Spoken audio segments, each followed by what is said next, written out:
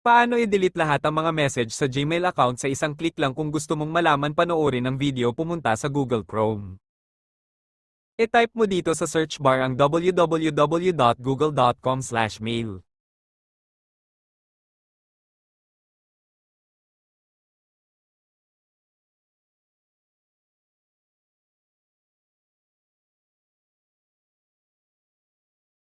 Pindutin ang tatlong tuldok sa taas. Pindutin ang box sa desktop site.